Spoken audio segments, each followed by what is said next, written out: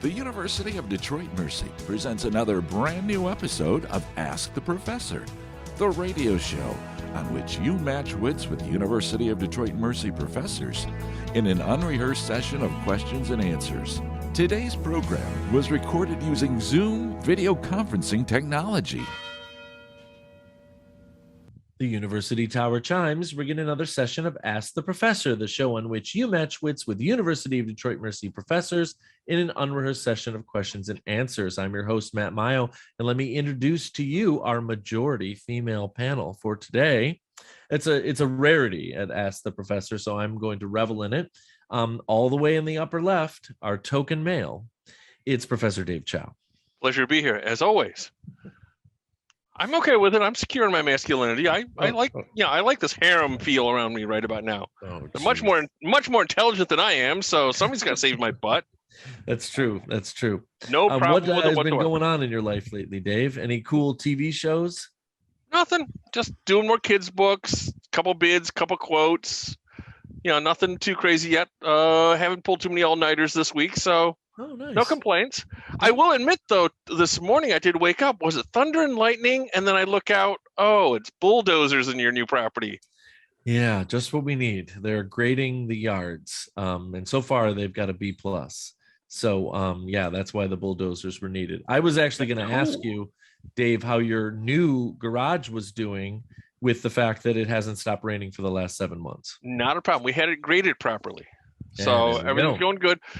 I don't know if I told you, we were actually going to have the 3-season room built before the garage, but the builder said build the garage first, set that grade, and then build a 3-season room. So wise advice. My construction is not ending anytime soon. So excellent. We could talk even more about home improvement, but I'm afraid if we talk to Professor Mara Livesey from chemistry and biochemistry, that the object of insects might come into play. Oh, yes. Nothing like spending your Monday of fall break killing some wasps that are invading your home. Hey, yikes. Gross. Yeah. Where? And scary because ouch. Yeah. I only got stung once, so #blessed. Not allergic. There's a hole in our flooring in the back of our house where they were coming in, making a hive, and somehow they were sneaking into the house. So they're dead now, though. That's good. I was going to say, big smile. the ruthless side of Mara we've never known. I mean, geez. Oh, I believe that I caught Professor Livesey totally by accident, basically in the middle of that, and there was nothing that wished these organisms life left in her at that point. So, yeah. Blood-curdling side of Mara here. I mean, I'd have to go to an emergency room if I got stung by a wasp. So I'm glad that you only got stung once and apparently are surviving it without too many ill effects. So no crazy effects, Mara? I mean, it hurt. Okay. That's about it. I'm not allergic to those kinds of stings, so okay. Lucky you. That's a good thing. Someone apparently who is of course Professor Beth Oljar from philosophy. That's me. Yeah, I used to end up getting something or other on every family vacation that we took growing up. This is why I don't camp, is because I don't, bugs love me too much. So as much as I like being outdoors in the summer when it's not too hot, I tend to try to avoid the mosquitoes. Yes, and this more recent spate of rain that we've had, I'm just thinking of having done some work for my dad at his property up near Port Huron. We couldn't be outside for about 5 seconds, Beth, without being just completely eaten alive. Made it just terrible, absolutely terrible. I'm like, give me a stiff breeze to take care of these guys. You know what I mean? I don't get little delicate bites. They're like huge welts. Lupine bites, kind of. That's right. Exactly. I don't know whether I'm about to get in trouble or not, but I'm going to try to introduce Professor Heather Hill, who's been very, very patient with multiple people today. How's it going, Heather? Okay. How are you? Heather and also Shoulder. There's a shoulder of a person in the background. I don't know what's going on. We're trying. We're trying to get Steven in. Can we just nudge him in, or we'll figure it out. Yeah, I'm willing to share my square with him. But sure, yeah, that would be great. He wants his own square, so I'm We working can on see it. the edge of him. Yeah. You know, that'll work. it's gonna be like Waylon and Madam on Hollywood Squares. That's all. Oh my gosh. All right, so stupid Zoom, he says. All right. How was your week, Heather? How was the film class on Monday? It was good. Dr. Kokel came.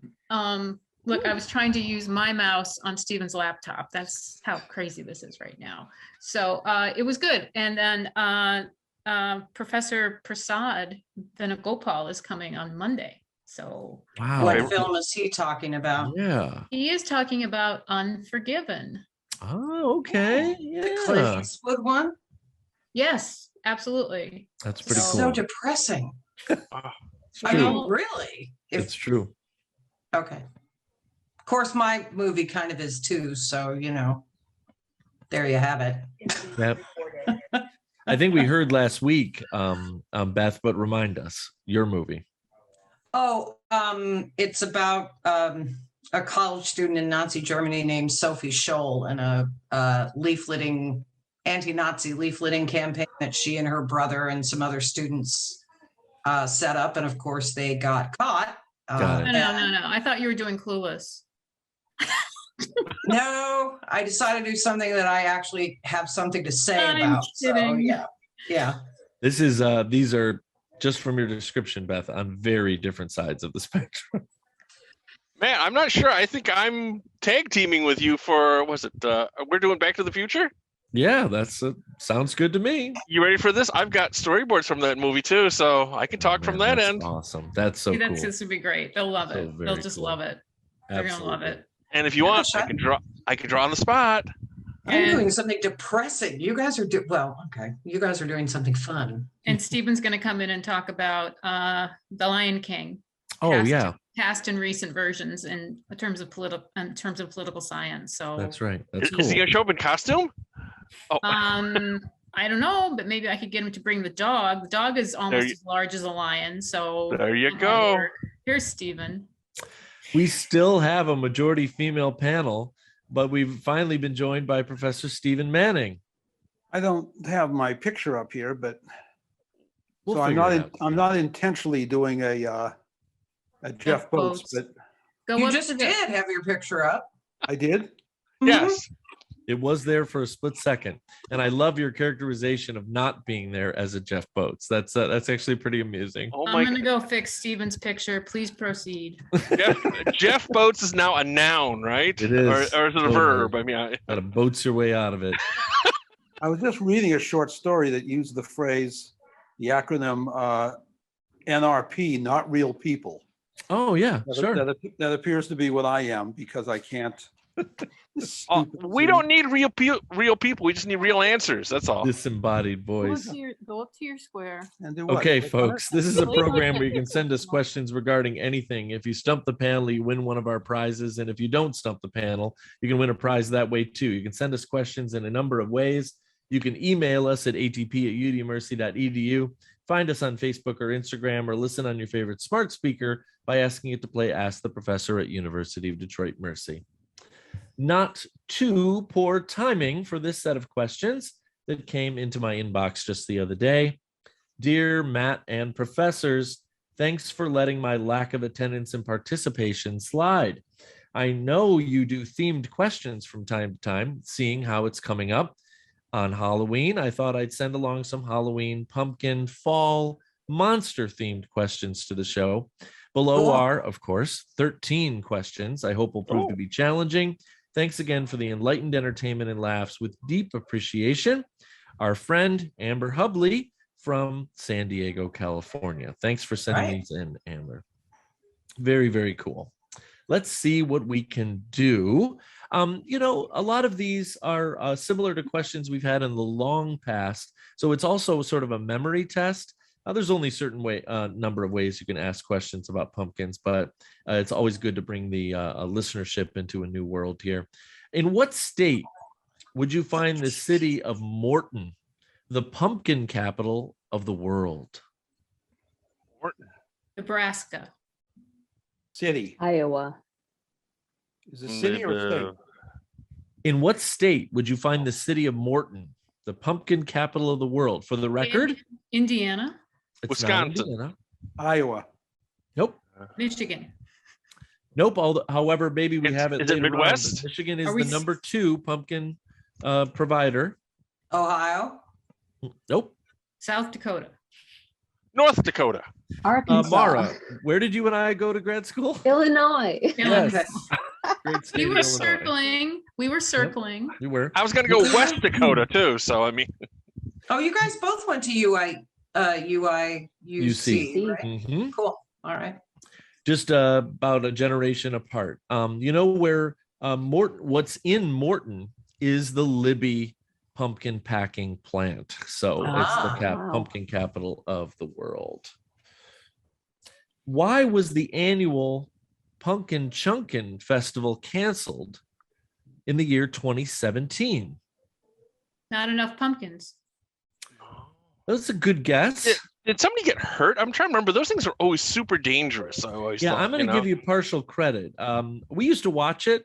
I Yeah. liked it better when people were designing catapults and trebuchets. trebuchets. Yeah. They got into the world of air cannons, and 2 exploding air cannons actually injured 2 onlookers, so they canceled Ooh. the following year. So yeah, got to be careful. It's all for fun, you know. All Oh, for wait a fun. minute. Oh, wait. So now, pumpkin chunkin. Oh, you chunk. You chuck- shoot the pumpkin. Yeah. Chuck a pumpkin. Yeah. And was it Carrie Byron, Tori Belleci used to host it? It was on Discovery for the longest time. So That's I've right. never seen That's right. this. I've never seen this. good fun times. No, I don't think It's like According that to the scene in national, Braveheart where they're throwing the big yeah, stones. Yeah. similar, but with pumpkins. Right. The one thing I've always wondered, like who, like who's a judge that has to stand in the middle of the field and wait for these projectiles to hit? I mean, it's like, isn't that a little dangerous? A Well, smidge? How about, according to the National Retail Federation, in 2018, how much money did Americans spend on Halloween costumes exclusively for their pets? oh, this is some outrageously high amount of money. 2 million. I'm going to give partial credit for that answer. 2 million. $1 billion. It wasn't $1 billion. There still is good economic sense in this world. However, Tens of millions. 20 how million. about hundreds of millions? What? What? Wait a minute. Okay, that being said, there are 3 households. No, 1, 2, 3, 4 households here with animals. Is this just No. the United States? I $300 think, million. I think that it's just the U.S. and I feel like giving it to Beth. It's basically $500 million. It's $480 million. Ridiculous. I am Yeah. ashamed. Dressing up animals is weird.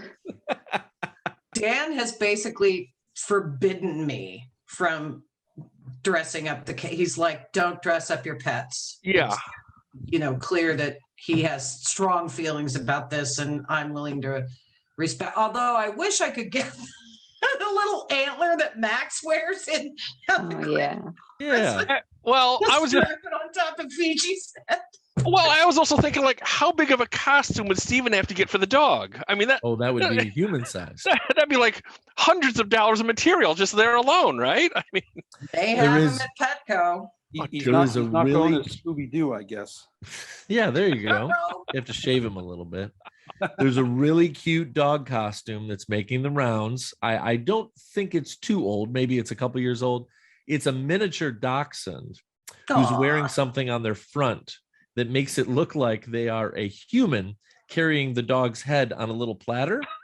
And Oh. it's really, really cute. I got to say, this dog is just real happy and everything, but it's got this sort of morbid bit Sounds to like it. something Dave would have designed. Yes. me. No, the one that I've always loved. Have you seen the ones? Now mind you, Marcy's cousin's got a farm in Wisconsin, and they've got chickens. But have you seen the ones the 2 little boxing arms Yeah. Yeah. that you can actually Yeah. throw on top of the chicken, and the chicken looks like it's boxing with you all the time?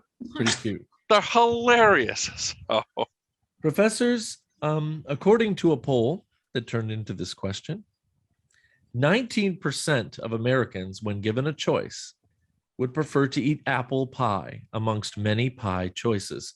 What percentage of Americans prefer pumpkin pie? 3%. 8%.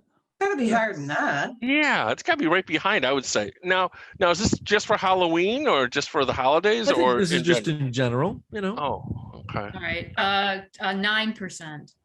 I feel like I need to give it to a combination of Dave and Beth, because it was both. It's got to be higher than the single digits that we've heard, and maybe right behind. That's fair to say. 19% prefer apple pie. 13% prefer pumpkin pie when given the choice. So, and what percentage of those want that like wagon wheel sized Costco pumpkin pie that is just absolutely delicious? And what percentage of us? 100%. Yeah. And what percentage of us Canadians would want a slice of each? Also true. I'm not a pumpkin. Well, I'm not a huge pie person, but definitely not pumpkin. More of a texture thing than it's a the custard. taste. Yeah. It's a custard. Yeah. Like sweet potatoes also good too, and just Yeah. I don't like sweet potatoes. I'm off to Westbourne. How many Back to food. varieties, how many species of pumpkins are there in the world? 250. 250 is a little high. 193. 100. 36. I think I'm going more of a Stephen route on this one. You at least got the order of magnitude correct. It's 73 varieties of pumpkins. This is a pretty high number. Yeah. It's a pretty high number. Wait a minute. What did Steven say? 36? I'm just doubling it. Oh, Yeah. Came the closest, probably. But I somebody said said 100. 100. Than 420. I didn't say 420. I said 250, so I said 195. We were just channeling Kendra again, weren't we? That's right. That's right. I'm sorry. I'm just being uppity. Again. Uh-oh. she's being a spinning woman. Careful, you might get a pumpkin chunked at you. Yeah. Be careful. Be careful. And I'll hit it right back. No pie. Mind for- you, December 5th, I still got to show up. Someone intact for you. So Professors, the Headless Horseman is famous for wielding a jack-o'-lantern as a missile, as a substitute for their head. But how did the Headless Horseman lose his head, according to the story? Was stolen by a witch. That's a good guess. Somebody I guess- called. He called some woman uppity. again, I had a actually- Brian Masonville haircut. Mara, you're pretty close to the way we sort of learned about it in the Tim Burton live action movie, but I'm actually referring to the Washington Irving original story. Yeah, it was the Hessian in the Tim Burton movie. It was Christopher Walken, right? Who took his Was head. it a war? Yeah. Did he lose it in a war or? That's right, Was it Heather. shot Oh, off? the Revolutionary War. Yeah, that the Headless Horseman would have been a Hessian soldier hired as a mercenary by the British, who lost his head to some errant cannonball in a nameless battle of the Revolution. Yes. Yeah, well, we opened up a can of whoop ass at him at Yorktown, so who Yep. cares? You got it. You got it. It's a favorite of the Mayo family at this time of year. When my brother was in full, stereotypical starving actor mode before he found his calling to education, he did voiceovers. And he actually read a number of stories that were published on CD-ROM so that you could listen to someone tell the story. And the one that we listen to pretty much every year is The Legend of Sleepy Hollow. So Cool. we've got, So you have a recording of your brother reading that Exactly. story? Oh, neat. Exactly. Yeah. Can you encapsulate the famous Irish story as to the origin of the jack-o'-lantern? Has something to do with keeping away evil spirits, I'm guessing. Yeah, was he left wandering, like one of those wandering souls or something like that, to It's, roam the earth forever, kind of with a jack-o'-lantern trying to find something? Yep. I mean, the Irish were kind of obsessed, even to this day. What did Sinead O'Connor, was her famous quote, is the most childlike, trusting race of people on planet Earth. That's the way she refers to the Irish. But also Jack- the most morbid. So Yeah, also true, very much true. Jack is basically a raging jerk, and he's giving the devil a run for his money and actually etches a cross into a tree while the devil is going to jump out and attack him, making it so the devil can't fall down. And says, "You'll never take me to hell, and then I'll etch this or scratch this cross out." So what happens is basically Jack becomes 1,000 times worse than Satan himself and dies. And of course, St. Peter doesn't want him. And the devil's like, this is this one time. I'm not going to try to break my own oath. So Jack is going to roam the earth forever as someone not welcome in neither heaven or hell. So he's in limbo pretty much. Basically in limbo. And so I think that the original Will-o'-the-Wisp was the marsh gas that escaped the bogs, and it would ignite. We know it as ignus fatuus, like the fake fire. And these little wisps of fire would appear in the bog in Ireland, and they would see them from a distance and go, "Oh, that's stingy Jack wandering the earth." And they used to use turnips as lanterns. We didn't find a lot of turnips when the Irish emigrated to the United States. They found, North America, they found pumpkins. So that's why we have pumpkins used for that to this day. Souling, Souling, Souling, the process of making and sharing goods, for which is the origin of trick-or-treating, is mentioned actually in one of Shakespeare's plays. What play is that? Macbeth. Yeah. That's not what it says here. Souling. Double boil and trouble. King Lear. Hamlet. It's Summer's Night Dream. No. Not Romeo and Tragedy or Juliet. comedy? Give us a hint. That's a good question because I've never seen this one or read it. So I will. Is there a William Shakespeare rom-com? I mean, Taming of the Shrew. You know what he's got a lot of them actually. Yeah. As You Like It. 12. I don't want to lead you down the primrose path too far because I almost gave a hint that I know is wrong, because Souling actually makes a connection between Samhain, Halloween, and Christmas for the transition from the Celts from their pagan roots to their Christian modernity. And if I said it had something to do with Christmas, you might pick Twelfth Night, but it's Two Gentlemen of Verona mentioned Souling. So Souling is like poor people get to go door to door and beg for things, which basically becomes trick-or-treating in the modern sense. We're not sure that he actually wrote that one. Oh, I was going to ask that. That's a good point. We're not sure if he wrote any of them. How about that? Do you really think that he didn't write any of those? Was it Francis Bacon, right? No, I do think he wrote quite a few of them, yes, but I also think that quite a few of them are joint efforts. Okay. In the sense that it's not so much that the text creates the performance as the performance may have created the text. Right. Do you understand what I'm saying? That's cool. Yeah. That's cool. So there was a particularly good version of it that was put on one time, and then that's what he wrote down. Yeah. That makes sense. What is the significance, professors, if you see a spider on Halloween Day? Kill it. Yeah, we are a bloodthirsty bunch. One does with spiders? No. But it's good luck. You'll get married within the year or something like that. One of those old tales. It's actually the manifested spirit of a loved one who can only pass through the veil between the living and the non-living on that day, saying hi to you if you see a spider on Halloween. Yeah. And they wave with one of their. When my older sister got married, the person officiating the ceremony started talking about Indian burial grounds, which went over really well with my very Catholic grandmother. So now I'm thinking about my grandmother Oljar saying hello to me in the form of a spider.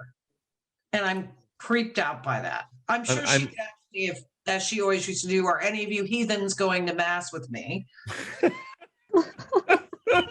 That was a fairly frequent question because we were all shacking up, right, with our significant others, as she used to call it. Are you still shacking up with? You're conserving heat. That's all. So hilarious. We call it living in sin. Which of course is what she thought, Quite so. to the point.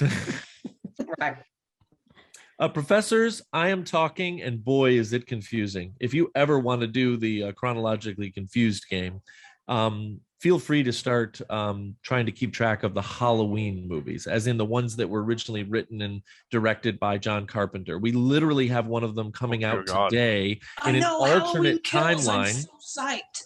Because there are movies that involve Jamie Lee Curtis that are on the main canon timeline, and movies with Jamie Lee Curtis that are not on the main canon timeline. It is incredible. But if we just talk about 1978, the name of the movie was Halloween.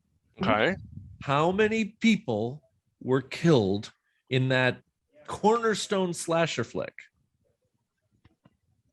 I don't recall it was that many, was it? Seven? It wasn't that many. 12? 5? Heather? 7?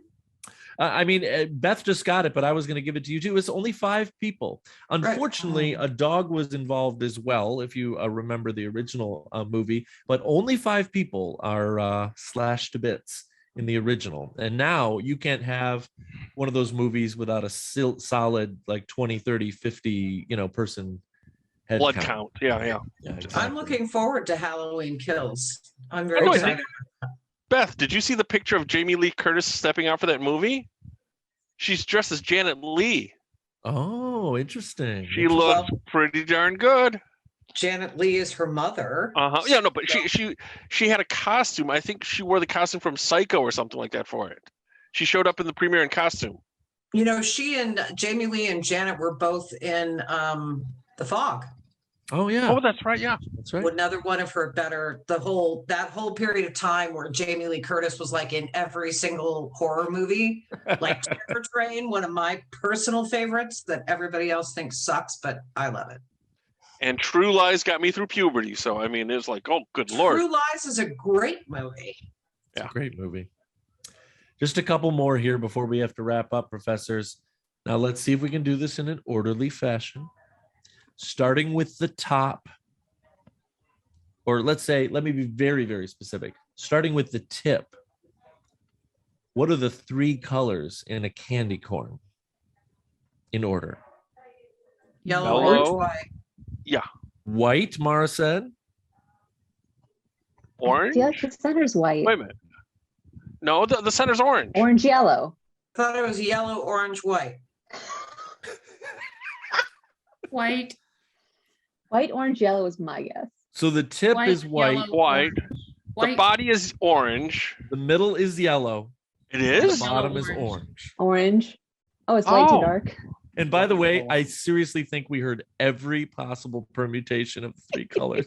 I think it's fascinating. Wow. And It's like- logically speaking, it's not like there are a ton of permutations, right? Well, there's only 3 colors. I don't remember seeing purple ones. I mean, Right. Actually, I've seen purple ones, and they do different colored ones. Brock's does for different holidays, so you can get like horrific, like red and green for Christmas and stuff like that. It's like, leave the candy corn where it is. I'm just gonna come out. I have no problem. I'm totally confident. I'm a big candy corn lover. I can live without it, but it's like I really like it. I know it just grosses other people out. So Oh, it's good. I like The it. most disgusting candy. Really. makes your eyes wince. That's also, yeah. what was that, What? Heather? So sweet. So It's very sweet. It's basically like waxy It does something- marshmallow, right? It does Oh, I something like with it too. teeth when you eat them. I like it, but you can't eat too much of it. Yeah. I always used to eat the white part first, then the yellow. What Yeah, would Dan Maggio say? This will make your teeth itch or something like that, right? exactly. Yeah. One more for today, professors, and it gets lumped in. We're talking gothic horror. It's not necessarily about Halloween, but a lot of people do lump it in. There are several allusions, direct and indirect in ways, in the novel Frankenstein, that the monster either was bestowed a name or gave himself a name. Do you know what that name was? Victor. No, It's a that good was- guess, but it wasn't was the- Victor. That was the professors. I'm trying to remember. I keep on going back to Young Frankenstein. I'm just I knew you were going to go there. I had was just to. thinking about that. Madeline Kahn is so funny in that movie. So's Terry Garr. Everybody is funny in that movie. Here's your hint. He fancied himself a first. Primus. It's a good guess. Optimus Prime. Was he foreshadowing? No. He actually wanted to name himself Adam. He wanted to name himself. Okay, like the first man kind of. Okay, the first synthetic. If my wife were here, she does a very nice summary of a paper she wrote in undergrad where it was very, very clear that this was Shelley's treatise on being pregnant for the first time. That's literally where Frankenstein comes from. And feel free to look more into it because she had a lot of things that actually came out very well in the movie. Was it Robert De Niro as the monster and Kenneth Branagh as Frankenstein? Do you remember that from a few decades ago? Vaguely, yeah. Yeah. He was actually put together in like a birthing bag, and they were following more the very strict, not the universal stereotype of the Frankenstein monster and everything. So very true to the novel. Anyway. Professors, we've done a really good job at these questions. And of course, Amber and I wish you all a very, very happy Halloween, but the time has come to say goodbye. Let's start with Stephen. Bye. Heather. Bye. Beth. Bye. Mara. Boo. And Dave. See ya. Now these words from University of Detroit Mercy. Ask the Professor is transcribed in, all of our homes, but usually it's in the Briggs Building in the Department of Communication Studies in the College of Liberal Arts and Education at University of Detroit Mercy's McNichols campus. Ask the Professor is produced and technically directed by Michael Jason and Brian Masonville, and our executive producer is Professor Jason Roach. Until next week, I'm your host, Matt Mayo.